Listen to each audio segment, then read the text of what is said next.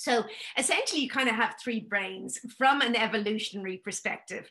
Of course, they are all integrated, but they evolved over time. So we start off with that blue part of your brain, which is the brain stem, also referred to as the reptilian brain. It was the first part of your brain to evolve. It is an unconscious, unthinking part of the brain.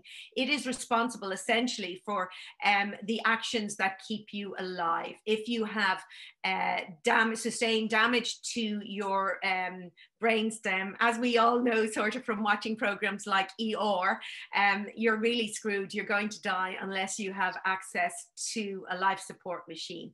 And that's because that part of your brain looks after your breathing, your heart rate, your blood pressure, your digestion. You don't ever have to think about those things.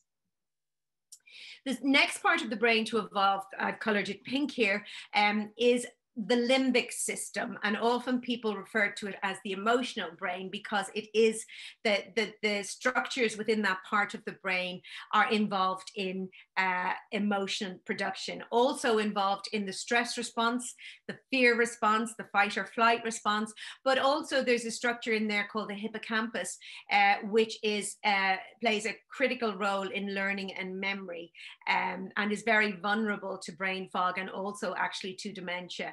And it's also the part of the brain that is involved or responsible for our unconscious biases. You would have to turn the brain upside down to see that part of the brain. And again, it is an unconscious, unthinking part of the brain. It is reflexive rather than conscious and reflective. The last part of the brain to evolve is, I've colored it green here, but it's the part of the brain we generally think about when we think of a brain, that crinkly part, which really is an exercise in IKEA style space saving. You know, if you were to roll out your brain, it would be meters long, but these crinkles that you see on it are ways to fit more brain inside our small skulls. So basically, this part of your brain is involved in all those activities that separate us in a way from our closest relatives, from other mammals, and what have allowed us to excel as a species in a way. And that's thinking, language, decision-making, planning, complex thought, a lot of the things that are impacted by brain fog.